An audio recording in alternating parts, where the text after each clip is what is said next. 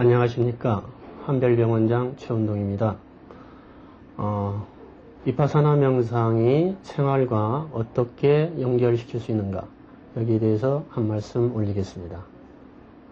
현대인의 스트레스는 시대가 발전할수록, 또 문명이 발전할수록 매우 다양하고 가중되고 있습니다.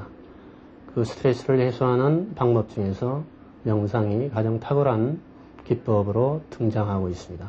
특히 미국인들의 명상 인구는 가히 놀랄만한 수준으로 증가하고 있다고 합니다. 그 중에서 윗바사나 명상은 명상 중의 명상이라고 할 수가 있습니다. 명상은 참선이라고도 표현을 하지만은 특히 집중 명상과 통찰 명상으로 나눠볼 수가 있습니다. 집중 명상은 보통 명상의 대명사이고, 통찰 명상은 부처님이 가르쳐 주신 근본적인 수행법이기도 합니다. 따라서 일반 명상, 요가 명상과 달리 통찰 명상은 불법에서만 볼 수 있는 명상법이기도 하죠. 제가 한별병원에서 환자분들과 경험한 명상도 통찰 명상을 가미하고 있습니다. 환자분들의 효과는 알코올 중독이나 약물 의존, 우울증 환자분들이 명상을 통해서 마음의 평화와 고요를 얻고 찬란한 마음이 집중되는 마음을 얻는다고 모두들 공통적으로 이야기를 하고 있습니다. 일반 직장인들도 제가 연구소에서 경험한 바에 의하면은 이 통찰 명상을 가미해야만이 일상생활 도처에서, 예를 들면 전화를 걸 때나 길거리를 갈 때나 작업을 할 때나 식사를 할 때나 누울 때나 앉을 때 일거수일투족 어느 순간에도 내가 마음을 집중해서 나 자신의 행동과 내 마음의 변화를 살펴보는 그 정념 수련, 이 정념 수련이 비파사나 명상의 핵심인데, 이 정념 수련을 통해서 언제 어느 때나 내가 마음만 바로 돌이켜 회광반조시키면은 비파사나 명상이 되는 것입니다. 따라서 비파사나 명상은 이름이 비파사나 명상이지 사실은 불교의 근본 선법이라고 할 수가 있겠습니다. 우리 불자 여러분께서는 비파사나 명상의 이름에 걸리지 마시고 부처님이 근본적으로 가르쳐 주신 가르침과 직결되는 통찰 명상이라고 오히려 받아들이셔서 간화선과 함께 적용을 하신다면 일상생활에서 큰 마음의 평화, 마음의 고요를 얻으실 수 있을 겁니다.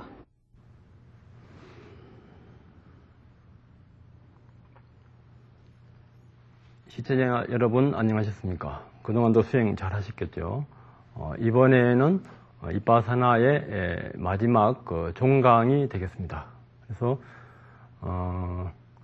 부처님의 수행법이니까 부처님의 하루의 일과를 어떻게 지냈는가를 살펴보고 진행하겠습니다. 부처님의 하루의 일과는 5단계로 나눠집니다. 부처님은 오전에는요, 천안으로서 삼매에 들어서 누가 나를 필요로 하는가, 그것을 살피십니다. 그래서 참으로 나를 필요로 한 사람한테 가서 도와주거든요. 근데 앙골리마라라든지 어떤 또 문둥병이라든지 그 병이 나고 아프신 분들은 부처님이 손수 가서 찾아뵙고요. 찾아서 그 고통을 얻게 해주고 해탈의 길로 안내하고요. 그리고 사리불이라든지 목련존자, 수행이 아주 성건이 깊은 분들은, 수행과 성건이 깊은 분들은 부처님을 찾아와서 부처님한테 깨달음 가는 길에 대해서 지도를 받고 수행합니다. 그리고 오후에는요, 오후에는 이제 그 제자들에게 법문을 하고 훈시를 해주고요.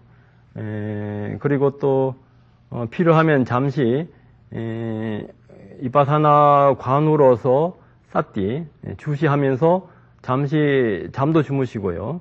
그리고 천안으로서 또 누가 필요로 한 사람이 있는가, 그것을 살피시고, 저녁 무렵에서는 대중법회를 해서 설법을 하십니다. 그리고 저녁에서 10시에서 10시 그 사이에서는 오히려 비구들에게만 한정해서 비구들에게 수행 상담을 해드리고요. 해주시고, 그리고 이제 점검해 주신 겁니다. 그리고, 밤 10시에서 2시, 여기에는, 천상에 있는 천인들한테, 하나님들이라든지, 브라만이라든지, 천인들한테, 설법을 해 주시고요. 그리고 이제 2시에서 6시, 이때는 또 이제 4단계로 나눠지는데, 2시에서 6시에서 2시에서 3시 사이에서는 이제, 경행을 하시면서, 몸 건강도 돌보시면서 이제 관찰하시고요. 또 3시에서 4시에 1시간 주무십니다. 주무실 때에도 사띠, 이빠사나 관으로서 주무시고요. 그리고 4시에서 5시에서는 아란의 정멸 삼매에 듭니다. 정멸 삼매에 들고 5시에서 6시에서 또 대자비 삼매에 들어서 나를 필요로 하는 사람이 누군가 거기에 대해서 또 살피시고 도와줍니다. 그래서 부처님은 깨닫고 나셔서도 이빠사나로 수행을 하시면서 지난 시간에는 아나파나사티에 대해서 하시는데 결제철에는 아나파나사티 호흡으로서 이빠사나를 하시고요. 그리고 항상 가장 필요로 하는 사람한테 가서 자비를 베푸시는 것입니다. 그래서 이빠사나의 핵심이 지혜와 자비. 이빠사나란 말이 관인데, 관이란 말이, 이빠사나란 말이 반야의 작용입니다. 반야로 비춰보는 것이 이빠사나입니다. 그래서 반야로 하는 비춰보는 이빠사나가 테크닉은 무수히 많을 수가 있습니다. 많을 수가 있는데 그 핵심은 반야와 자비입니다. 그러니까 오늘은 마지막 시간이니까 짧게 질문을 받아가면서 시간을 진행해 보겠습니다. 네, 질문해 주시죠. 예, 질문 드리겠습니다. 저는 2가지를 드리겠습니다. 티베트에서의 윗바사나는 어떻게 하는가 하고요. 윤회의 주체는 무엇인가, 이 2가지를 드리겠습니다. 네. 여러분, 윤회의 주체는 뭐라고 생각하십니까? 윤회의 주체. 말씀해 보세요. 그 다음 분. 일어나면 사라진 마음. 그 다음 분. 업이라고 생각합니다. 틀린 건 아닌데요. 윤회의 주체는 없어요. 윤회의 주체는 없어요. 사실 깨달은 사람한테는 윤회가 없습니다. 깨치지 못한 사람한테는 윤회가 있어요. 그것은 마치 꿈꾸는 사람한테는 꿈은 있어도 꿈 깬 사람한테는 꿈은 없습니다. 꿈 깬 사람한테는 윤회가 없어요. 꿈은 없어요. 깨친 사람한테는 윤회가 없어요. 그럼 윤회는 뭐냐? 나에 대한 착각으로 난 환입니다. 환상에 의해서 꿈처럼 그렇게 돌아다니는 것입니다.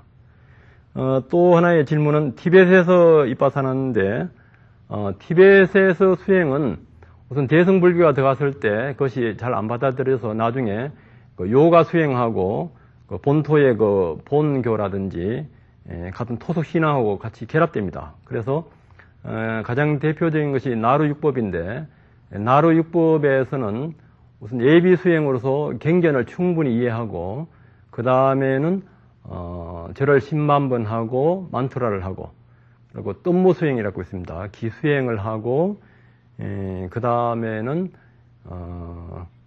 몽한 정광명이 있습니다. 정광명은 주로 치수화풍을 가지고 빛을 가지고 어떤 마하무드라 어떤 공의 상태에 들고 그것이 24시간 되면서 어식전이라든지 중류는 우리가 죽음과 죽음 사이에서 거기에서 이제 또 수행하는 법이 있습니다. 그리고 마지막에 분신으로 해서 몸을 수천 개, 수백 개 만들어서 동시에 이제 많은 중생들한테 이제 제도하는 것이 이제 나루육법인데, 제가 이 티벳의 수행은 잘 모르고 제가 밀교 선사한테 티벳 불교도 조금씩 그건 해봤습니다.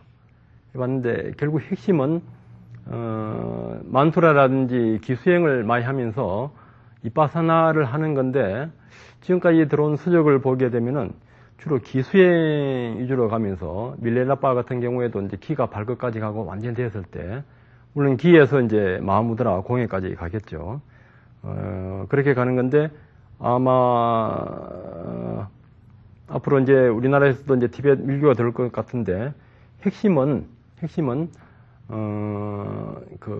중간 유식 공과 그 유식, 5온과 12연기라든지 이것을 관하면서 탐진치가 없는 자리로 가는 것이 대승불교의 그 핵심이고 티베트 불교의 핵심이라 할 수가 있는데, 모르겠습니다. 그에 대해서 앞으로 이제 연구를 많이 해야 될 것 같은데, 건강정경에 보게 되면은, 석가모니 부처님 방법으로는 되지 않는다 해서, 새롭게 이제 그 티베트에서 이제 제시하는 것이 있는데, 그것은 아마 기후 때문에 그렇지 않은가. 기후가 거기에서는 영하 40도 이상 내려가니까, 그에 대해서 특수한 수행을 해야 되니까, 아마 기수행이 많이 발전한 것 같습니다. 그것은 앞으로 우리나라에 많은 연구가 있을 거로 보고요. 저는 제가 아는 짧은 지식만 가지고 조금 체험한 것만 가지고 말씀드렸습니다. 그 다음 분. 직장 생활에서 윗바사나를 잠시 하고 있습니다. 또 직장 생활에서 주는 스트레스라든가 또 일에 주는 즐거움 이런 게 더한데요. 보다 더 효과적이고 더 확실한 수행법을 알고 싶습니다. 네. 직장인들이 그 이바사나를 하기가 사실은 쉽지 않습니다. 그래서 태국에서도 이바사나를 하는 직장인이 천천히 하다가 일을 늦게 해서 그 상사한테 쫓겨났다는 경우가 있어요. 직장에서는 직장에 맞게 산에서 하는 식으로 하면 안 되고, 직장인들이 이제 그 일하고 그렇게 하면서 물론 일할 때 일어나는 마음을 이제 관찰을 하면 되는데, 우선 쉽지는 않습니다. 그래서 그 칠각지 방법이 있는데, 그 방법이 직장인들한테는 쉽지는 않은데 익히면은 효과 있는 것 같아요.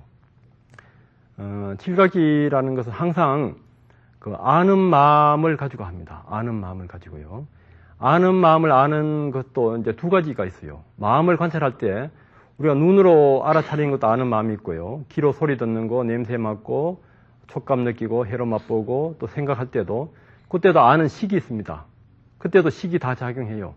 그 식이 작용하는 것을 사티로 이제 주시하는 것, 그것을 다시 이제 바라보면서 알아차리는 것이 마음에서 아는 마음을 아는 마음이고, 이제 법의 관찰에 가게 되면은, 칠각지에서, 우리가 보든 듣든 냄새 맡든 생각을 하든, 그 자체가 일어나는 것을 오온하고 같이 봅니다. 오온하고 같이 알아차리면서 주시하면서 뒤에서 또 반야로 봐요. 쉽진 않아요. 예를 들어서 우리가 지금 앉아 있는데 엉디에 감각이 있다 이거예요. 감각은 촉식이에요. 감각을 가슴의 마음으로 아는 것은 또 육식이에요. 그것을 주시하면서 사티로 주시하면서 뒤로 반야로 아는 마음이 있어요. 그렇게 되면 직장인들도 할 수가 있습니다. 직장인들도 그렇게 되지 않으면 호흡을 관하세요. 호흡을 관하든가 아니면 지금 막 가슴에 아는 마음을 두고 지금 현재 내 마음이 욕망이 있는가 없는가, 내가 썩냄이 있는가 없는가, 이것만 봐도 돼요. 그리고 거기서 더 나아간 분들은 일을 할 때고 모든 일상생활 속에서 아는 마음을 다시 주시하면서 뒤에서 또 반야로서 전체적으로 또 아는 마음이 있어요. 그렇게 되면은 직장인들도 수행을 할 수가 있습니다. 처음엔 안 되면 호흡만 보는 경우도 있습니다. 동작만 보던가요. 네, 그 다음 분. 네, 가정에서 생활하는 주부들도 깨달음을 얻을 수 있는지요? 네, 자기가 이제 하기 나름입니다. 제가 이바사나를 한 5, 6년 일반인들한테 지도해 봤는데요. 그 중에 두 분이 5개월 만에, 한 분은 이제 직장도 다니고 가정생활하고 하는데, 주부인데, 5개월 만에 그 이바사나가 24시간 자나 깨나 계속되면서 365일간 계속되는 분이 있어요. 이제 5개월 만에 전혀 수행을 안 하신 분인데, 자기가 얼마만큼 이제 자기가 노력하기 나름입니다. 부처님 당시에도 쭈리반트카 같은 경우에는 지금 현재식으로 IQ를 되면 한 70밖에 안 논대요. 앞에 거 가르치면 뒤에 거 잃어버리고, 뒤에 거 가르치면 앞에 거 잃어버리고, 4개월 동안에 계속 한 편도 못 외웠으니까.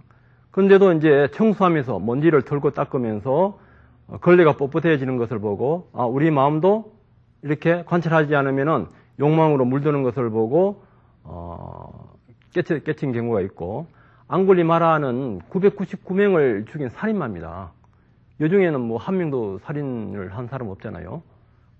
그러니까 999명을 죽이고도 깨달음의 경우가 있고, 또 부처님의 그 법구경에 보게 되면은 500명의 그 여자들이 집단으로 이제 그 기타고 그 어떤 그 수행자 이빠신가 그 어떤 그 수행자를 그 찾아갔는데 술에 취해가 있었어요.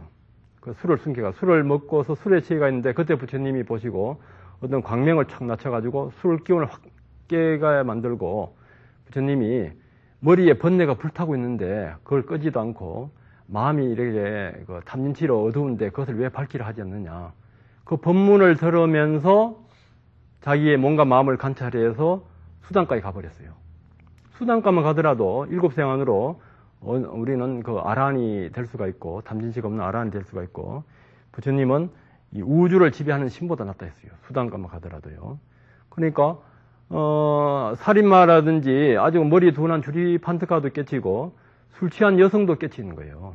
그러니까 주부로서도 얼마든지 관찰만 열심히 하시고 놓지 않고 하면은 가정생활도 하면서 깨달음을 얻을 수가 있습니다.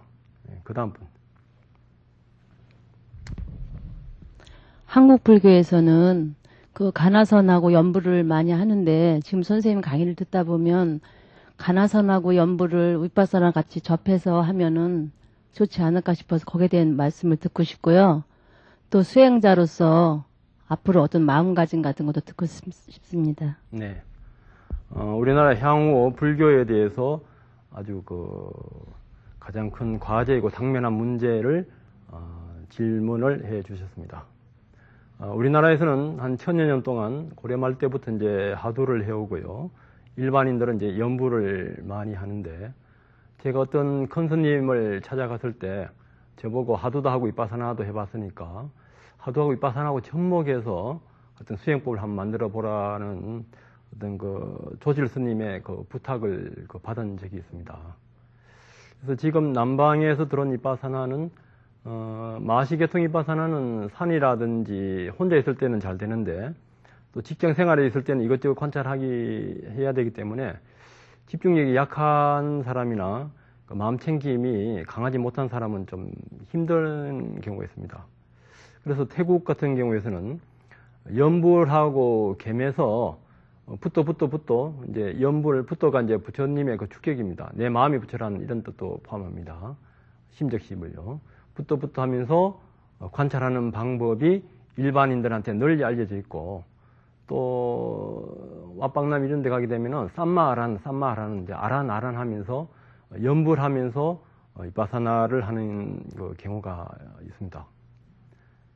그래서 제가 봐서는 수행이 잘 안 되는 분들은요, 또 연불하시고 이런 분들은 연불하면서 일어나는 마음을 관찰해도 되고 연불하는 소리를 관해도 되고 연불하는 소리를 관하게 되면은 그 소리가 일어나는 그 식인데 식은 또 육식이라든지 무의식에서 일어납니다. 그것이 차단되면서 또 이 관찰을 할 수가 있습니다. 그래서 일반인들한테는 연불 윗바사나가 널리 앞으로 퍼질 것 같고요.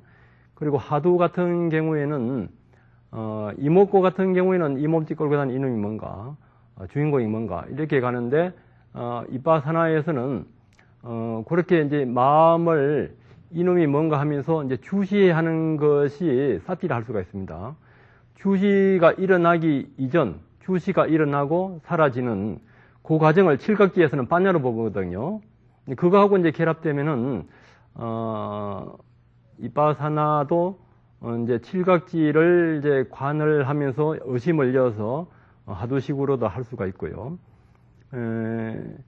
그렇기 때문에 이제 물론 이제 자기한테 좋은 것을 택해서 하는데 항상 우리는 부처님 경전에 입각해서 부처님의 그 검증법이 있습니다. 수단가에서는 그 오온의 생멸이 내가 아니라는 것을 아는 거. 결국 이제 안함에서도 오온이라든지 육근 육식에서 감각기관에서 어떤 욕망이라든지 쑥냄이 없는 거. 그리고 아란에서는 미세한 아레야식이나 바방가 무의식의 그 미세한 거기에서도 극미세한 속에서도 온 관찰로 해탈해 가는 깨달음을 가는 그 근본을 이해하시면은 그 근본 원리를 이해하시면은 자기한테 맞는 수행법을 잘 이렇게 응용해서 하두하고 연불하고 윗바사나를 해도 되고요.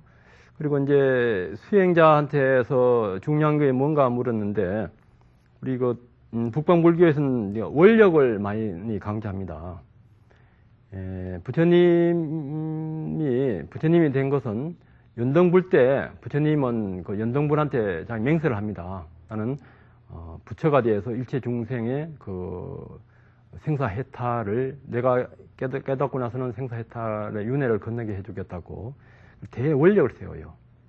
그리고 사리불 목련존자가 부처님이 상수 제자로 임명했을 때 밑에서 이제 반발합니다. 콘단녀가 먼저 깨치고 그랬는데 왜 사리불 목련존자를 상수 제자를 하느냐. 그때 부처님은 사리불 목련존자는 9생 동안 항상 부처가 되면 내가 상수 제자가 되겠다는 원력을 세웠고, 콘단냐는 9생 동안 어떤 부처가 출현하면은 내가 첫 번째 제자가 되겠다는 원을 세웠답니다. 그래서 우리 원력에 따라서 한 생각에 따라서 우리의 내세라든지 우리의 수행 결과가 달라집니다. 그래서 처음 수행하는 그 사람은 그 원력을 자기 목표를 부처가 돼서 일체 중생을 제도하겠다든가 아니면 대보살이 되겠다든가 그 원력이 중요합니다. 그 기본 자세에 따라서 그 수행의 결과가 또 달라진다 할 수가 있겠습니다. 그 다음 분. 일상생활에서 수행할 때 매 현상마다 알아차림이 되는데요. 그때 현상을 알아차림과 동시에 공을 보게 되거든요. 그러는데 그 현상 관찰과 공 관찰을 따로 해야 됩니까? 아니면 그대로 그냥 보아도 됩니까? 방금 질문한 그 이순양 보살님은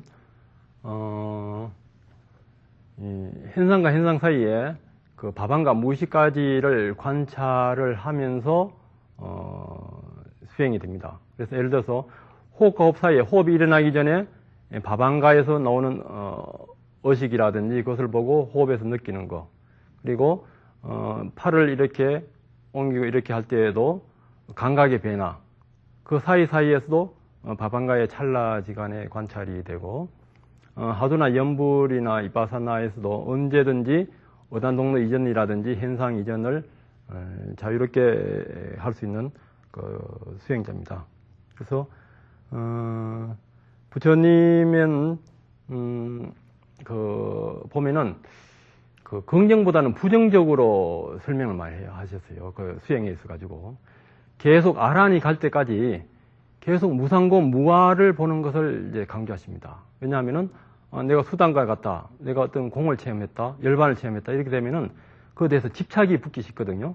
그래서 계속해서 무상고 무아를 이제 보게 하고, 그리고 이제 지난 시간에도 말씀드렸듯이 달마 행명론이라든지 이런 데 이제 개폐법이 있고, 청량도론에서도 그 현상 이전을 관찰할 때 오온에서 이제 현상 이전에 이제 정멸에 드는 거, 이제 과에 팔라에 드는 거, 그런 설명들이 있습니다. 거기서 자기가 이제 현상 이전과 현상과 왔다 갔다 하면서 결국 중요한 것은 10가지 결박의 번뇌 중에서 몇 가지가 없어지는가, 그것을 점검하시면 되겠습니다. 이제 마지막 시간인데요. 부처님이 열반에 들기 3개월 전에 아난한테 손바닥을 보이면서 내가 너희들한테 가르쳐 주지 않고 숨겨놓은 것은 없다. 그래서 내가 가고 난 다음에는 누구를 의지해야 되느냐. 그렇게 이제 아난한테 이제 질문을 받았을 때 내가 가고 난 다음에는 법등명, 자등명 해라. 법을 법기 자기, 법을 의지하고 자신을 의지하라. 어떻게 법을 의지하냐? 몸에서는 몸, 감각에서는 감각, 마음에서는 마음, 법에서는 법을 꾸준히 관찰해서 담진치가 없어질 때까지 이제 관찰하는 거. 사념처를 말씀하셨습니다. 그때 이제 다른 비구들은 부처님이 이제 곧 가신다니까 부처님을 많이 섬기는데, 아타타티라는 비구는 부처님 가기 전에 내가 아란 돼야 되겠다 해가 꼼짝도 안 하고 이제 수행만 해서 아란이 되어버렸어요. 수행하고 있으니까 다른 비구들이 부처님한테 예경도 안 하고 수행만 한다니까 그거야말로 참으로 나를 위하는 것이다. 그렇게 하면서 크든 작든 간에 다른 이익을 위한답시고 자기의 참다운 이익인 깨달은 열반을 소홀하지 말라. 자기의 참다운 이익이 무엇인지 알았으면은 최선의 노력으로서 그것을 성취하라. 그것이 부처님 법구경에 그렇게 나와 있고요. 그리고 마지막으로 나한테 의문이 있는 것은 모든 것 질문하라. 했을 때 질문을 하지 않자 부처님은 팔정도를 말씀하시고 모든 조건 지어진 것은 무상하고 변한다. 아파마다 불방일, 아파마다가 불방일이 이제 그 마음챙김 깨어있는 그 윗바사나입니다. 사띠입니다. 불방일로서 게으르지 말고 해탈을 이룰 때까지 정진하라. 이것이 부처님의 마지막 유언이었습니다. 그러니까 여러분들도 부처님의 말씀에 따라서 반야에 의지해서 오온에서 무상고 무아를 봐서 안욕따라 삼막삼보리를 얻어서 저보다 빨리 깨쳐서 저를 제도해 주시길 바라면서 부족한 제 강의를 마치겠습니다. 감사합니다.